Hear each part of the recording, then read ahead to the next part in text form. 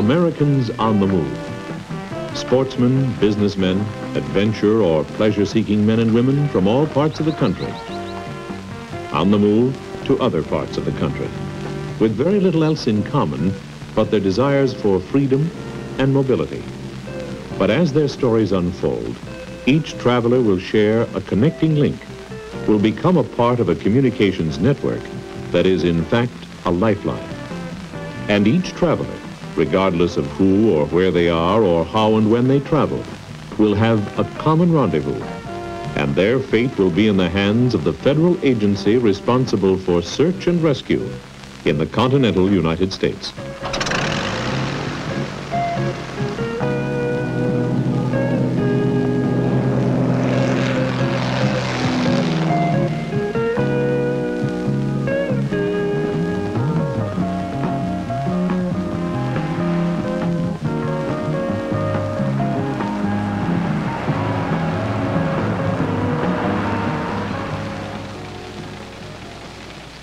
This is the Air Force Rescue Coordination Center at Scott Air Force Base, Illinois.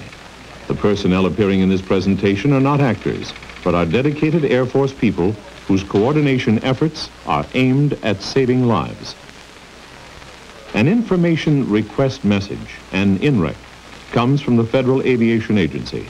It indicates that an emergency situation may be developing. Major Prescott, this information request just came across from the FAA. The FAA message is compared with active emergency locator transmitter reports. If the INREC moves to the alert stage, the center will take immediate action. This Cessna 182 with 4 people on board departed. According to the information request, a Cessna 182 with 4 passengers left Boulder, Colorado at 7:50 a.m., headed for Red Bluff, California, without filing a flight plan. Somebody thought he was overdue in Colorado. Time data indicates possible fuel exhaustion. Either the pilot has landed en route to refuel, or he is down somewhere in the mountainous areas of Colorado, Utah, Nevada, or California. Without a flight plan, we don't know. Weather advisories show strong headwinds and a possible snowstorm brewing. Without a flight plan, the center can only calculate the range by theorizing that no trouble occurred in flight. This calculation, based on fuel capacity, speed, and wind velocity, will be hampered by not knowing the pilot's planned altitude. He could have made it to Utah without refueling. Okay, Sergeant, why don't we keep a close eye on this one, and I'll go ahead and plot the probable route of flight, mark the airports where he may have landed. Maybe he's still sitting there waiting.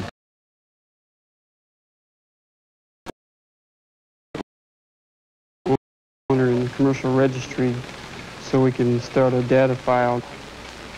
The registry contains a listing of over 180,000 light aircraft registered in the United States. By cross-referencing the aircraft's tail number with the owner's name and address, a point of contact is obtained, which may provide some additional information.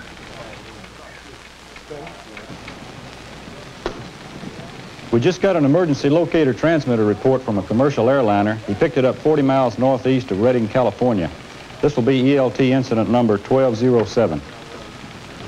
I'll stay on this one, Ron. Looks like we may have a mission here. Okay. So when I called Coleman Field... The Cessna 182, tail number 83 Gulf, refueled and left Pullman Field, Utah, without checking en route weather. We know he got that far then. We better get some more background information on that pilot and see how much bad weather flying experience he has. Air Force Rescue, Major Tubb speaking. Yes, Major. This is Frank Carpenter. I'm Director of Emergency Services in Virginia. I think I got a problem for you. Yes, sir. Can we help you? Well, we got a bad situation here. Report from the county sheriff at Sperryville. That's about 25 miles due south of Front Royal. Well, it seems that these 2 young hikers set out on the trails along the Shenandoah National Forest to explore some caves and what have you, against the posted warnings, mind you. And one of them, a girl, fell down into one of the caves as unconscious. Now, her boyfriend couldn't get to her, and he thinks maybe her leg's broken. Pretty bad scene, I'd say. Is the boy with the sheriff now? No, that's just it. Now, he made his way to the main road, flanked down a motorist, and asked him to call the sheriff, who in turn called us. But that boy didn't stay with the motorist. He said he was going to go back and find a girl and stay with her till help That's may just come. great. Now we have 2 missing persons on our Yeah, hands. that's right. And we're going to have to try to locate the cave and get the girl out.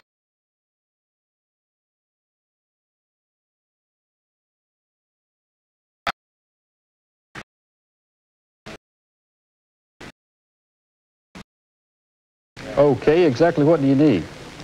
Well, now the sheriff, his name's Bacati, Gene Bacati, he requested an airlift to get a team of searchers into the area. Going to take too long by ground transport. And no telling how far that boy walked till he found that motorist, if you know what I mean. Do you have the approximate location where the boy stopped the motorist? Yeah, right. It was on the old Luray Road, about 20 miles west of Sperryville. Now, I got the map coordinates if you'd like to have me given to you right now. Okay, go ahead. Well, I read it at 38 degrees, 39 minutes north, and 78 degrees, 12 minutes west. Yeah, west, 12 minutes west. 3839 north, 7812 west. That's right. I'll have to check and see if there's an aircraft available. Please stand by. I'll get right back with you. Rescue 095, I copy. Go ahead. Ops normal report. Negative sighting on that missing fishing boat. We'll continue search pattern. That's negative sighting. I copy Rescue 095. Be advised the Coast Guard is just requesting an H-53 Super Jolly Green Helo for standby. Possible hoist pickup. Rescue 095, roger. When we confirm the launch, we'll put you in direct contact with the aircraft commander for vector to the search area. That's right, Mr. Carpenter. I contacted the Army Forces Command at Fort McPherson, Georgia. They can dispatch 2 Army Huey helicopters out of the base nearest the search area. That would be Fort Lee. Oh, fine. I know where that is. When can they be at Lynchburg to pick up the volunteer search party? How soon will they? Within 45 minutes, but they're not hoist equipped, and they'll need a refueling area near the search site. A fuel truck will be dispatched if you'll give me a refueling location. Well, let's see. There's a drive-in restaurant just north of Sperryville. I'll clear the area so the chopper can land and meet your truck. Okay, Mr. Carpenter, this will be mission number 2-119 Alpha. I have Aircraft Commander Major Rollins of the 5th Battalion at Fort Lee and Sheriff Ducati in Lynchburg holding on the line. Stand by for a conference, Pat. Okay, sure enough.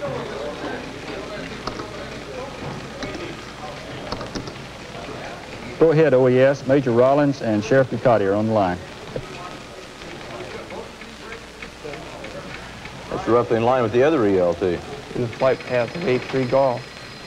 The weather's turning up pretty fast out there. Another ELT appears, and the center starts action on it immediately. It is roughly in line with the first ELT and the possible flight path of 83 Gulf. Meanwhile, the registry shows 83 Gulf is owned by a company in Boulder. No individual name, and a telephone call indicates the place is closed over the weekend. A call-back Monday situation. But Monday may be too late. The controller must call the sheriff in Boulder and request his help in identifying the Cessna's pilot. Number tacked up there. Good work. Expect a call back on it any minute. Why don't you lend me your incident sheet on this? We've got a mission here. You track down the pilot. I'll start an alert. I've already checked with the Office of Emergency Services in the state for reports and sightings.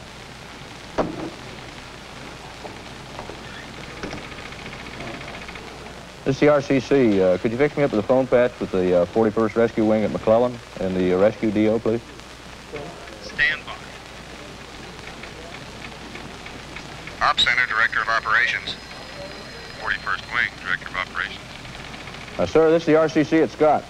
I have the Rescue DO with us on the line, and we have 2 ELT reports in your area. They look like they might tie in with the an overdue aircraft that we have. I'll be requesting an HC-130. Hold on while I check availability. What are the details? Okay, it's a Cessna 182 from Boulder, Colorado to Red Bluff, California. It's got 4 people on board, and it had 1 refueling stop en route. Did you get an alert notice on it? No, sir, not yet, but it sure looks like it's going to be a mission. You mean the pilot flew on from Utah? Weather's approaching 00 along that route. Any reports from flight stations along the way? Negative, sir. You have locations for the ELTs? Yes, sir. The one furthest to the west is 4055 north, 12140 west. That's just near Badger Lake. Right, I know that area. I've been hunting up there before. Check for a small airfield due south from the lake. He may have put down there. Where's the other ELT? Okay, the other one's at 4028 north, 12020 west. I think we should go for this one first. It looks like the best prospect for our target. I don't think you could have got much further west than that. Roger, hold on while I check. Okay, thanks. Yeah, it looks like we can get you an HC-130. Call sign is Rescue 904. 41st DO approves. Okay, looks like a good mission. ARRS approves. Okay, affirmative. The mission number is going to be 7-120. And request you give me a call on your launch time. I'll get right back to you with that. 41st dropping off the line. Director of Operations out.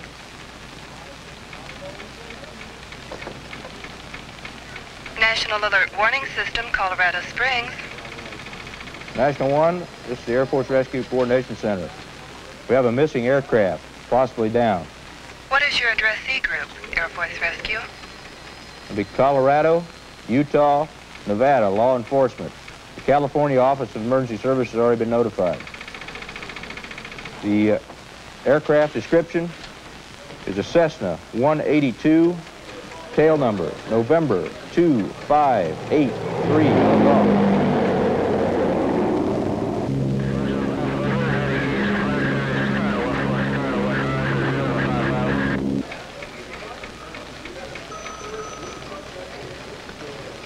Air Force Rescue Center, Major Prescott. This is the DO, 41st at McClellan. Yes, sir, go ahead. Rescue 904 is airborne, and we have a Jolly Green and an HC-130 tanker standing by. Copy. We've checked out that first ELT with a phone call to Goose Valley Airport.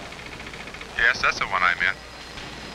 Yeah, it was inadvertently activated by an aircraft parked alongside of the runway. It's been turned off now, and you can have the HC-130 proceed to the second ELT.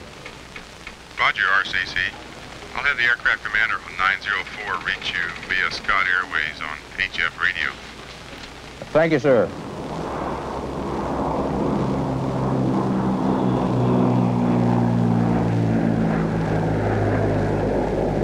While the search and rescue effort continues, the crash survivors have managed to get down the mountain to a more sheltered area. Fortunately, they are all alive and optimistic of being rescued. This just came off the teletype. Another alert notice from FAA Cessna 83 Golf is overdue. Okay, this makes it official. Let's go ahead and start an instant log on it. The alert notice has just come in from the FAA confirming that Cessna N2583 Gulf is overdue, and the center's coordination effort goes into action.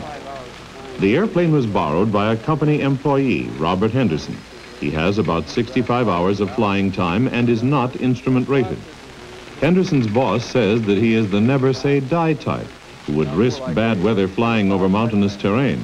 Fortunately, the airplane was equipped with an ELT. I was about to call his mother in Red Bluff, California, and see if she'd heard from him. Okay, but, you know, play it cool. You don't want to worry her unnecessarily.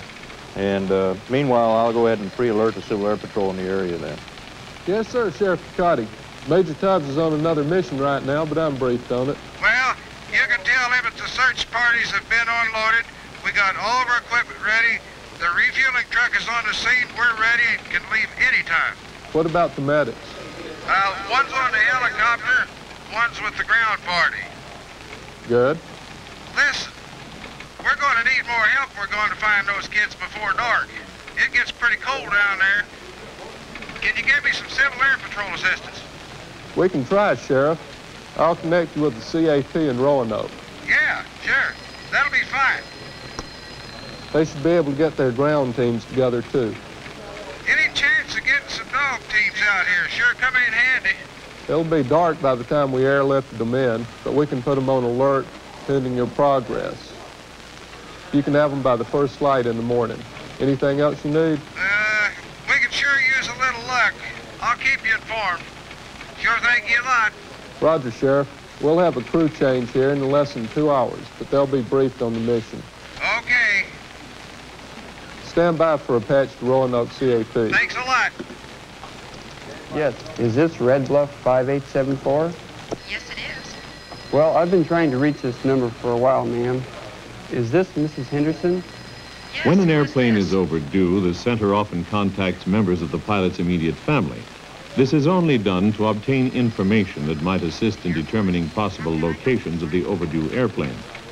News that the airplane is missing or overdue must be presented tactfully, with full assurance that a preliminary investigation is underway. If the investigation indicates further action, a full-scale search and rescue operation will be launched at once. Friends for a weekend of hunting. Has there been an accident? Don't worry, Mrs. Henderson. We have no information to indicate something has happened. Let me give you our toll-free number here. No flight plan filed. Family concern. He just didn't arrive when they thought he should.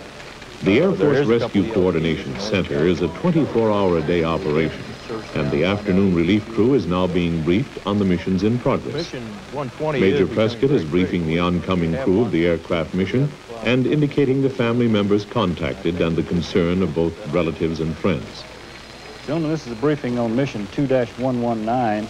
The Major objective- Tubbs is briefing the latest information on the search for the 2 missing hikers and the status of assistance being provided the U.S. Coast Guard in the joint search mission for the overdue fishing vessel. Male companion, and they were exploring some caves up there, and she fell down into one of the caves and broke a leg. The 130 gave us a fix on that ELT. Gave us the coordinates of 4028 north, 12128 west, which puts it right about here. A wilderness area, right on the eastern slope of Lassen Peak. Yeah, about at the 8,000 foot level, too. The problem's going to be recovery now. And with weather coming in, that's going to create problems. Look, there's a ranger station here about 15 miles north of the area. You contact the Park Service and see if they've got any resources. I'll contact the California CAP and Nevada CAP, put them on standby. With this weather, we've got to get them out now or they're going to be buried for the winter. Yes, Sheriff Picotti, I can take the information. I just got a call from Virginia CAP. They've spotted a hiker, a lone male, and he's moving fast. So let's hope it's our boy. He can lead us to that cave. It's getting dark up here.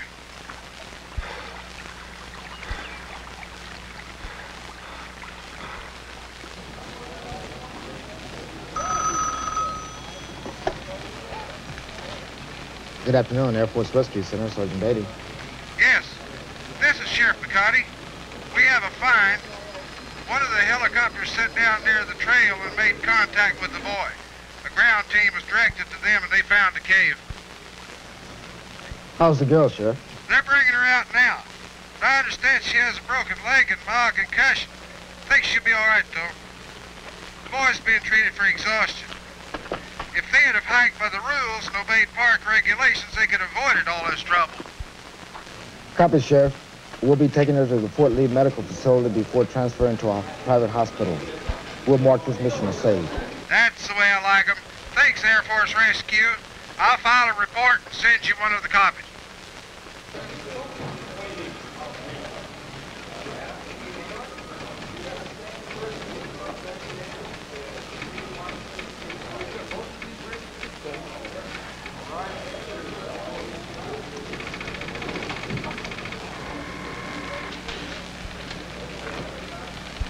Hello? Sorry to disturb you at this time of the morning, ma'am. This is Major Farnham from the Air Force Rescue Center. Air Force? Why would the Air Force be calling me? Do you know what time it is?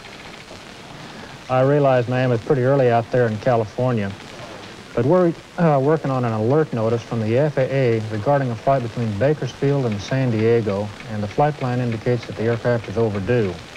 Overdue? What do you mean? You mean it never got to San Diego? Well, we're just following through. Are you Mrs. Cody, and is George Cody your husband? Yes, he is. What's wrong? George, wake up. There's someone from the Air Force who wants to talk to you. Just a minute. He'll be right with you. You mean he's there? That's good news. You see, ma'am, he was supposed to have closed out his flight plan once he got to San Diego. Okay, gentlemen, this will be a briefing on the aircraft that we've got down in Northern California. We've been working it all night. We've got a 130 over the area, we've got a good ELT, and we've got indications that there's survivors on the ground.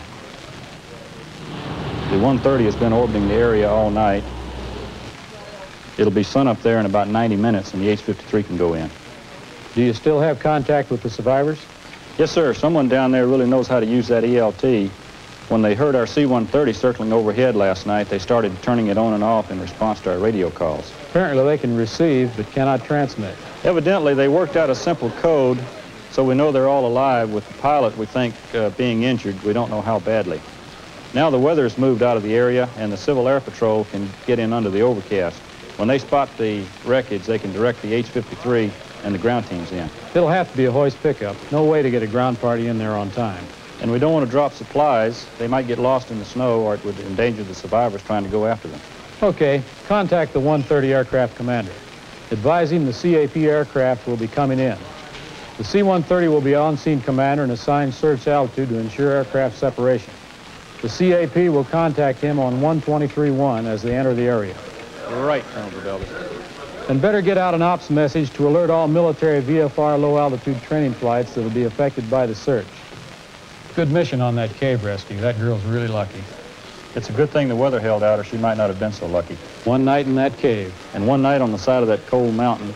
I was hoping they'd be picked up by the time we came on duty this morning. Thank you, Major. Keep me informed. This is the RC, standing by. Go ahead, Scott Airways. I have Rescue 904 on HF radio. Go ahead. Rescue 904 here. How do you copy? You're loud and clear, Rescue 904. What's your report on Mission 120? We dropped flares during the night. Got a response from the survivors. They still cannot transmit on the radio, but CAP has a visual verification. They can spot the wreckage now. Tail number is November 2583 Golf, and they can see survivors. Okay, understand, Rescue 904. Our Super Jolly was on the ground at Red Bluff overnight. He's off now, be en route. Estimated time of arrival about 30 minutes. The ground party is still about 8 tough miles away from the target. And you'll go for a hoist pickup? That's affirmative, Rescue 904. That's affirmative. The search portion of the mission has been successful, and the recovery effort is underway. 3 survivors appear to have minor injuries. The 4th may be more critically injured. Hold it. Okay, hold it right there. Hold your hover. You're over the survivor. All right, hold it right there. Hold your hover. Survivor's in the litter. Hold it, hold it. Survivor's coming up. Hold your hover. Hold it. You're right there. Hold your hover. Survivor's coming up. Coming up. Hold your hover. Survivor's in the door. Okay, hold your hover. This is Rescue 904. The hoist recovery is in progress. 1 injured survivor is now in the chopper. Other survivors being brought up by hoist. Chopper will take the survivors to the McClellan Base Hospital.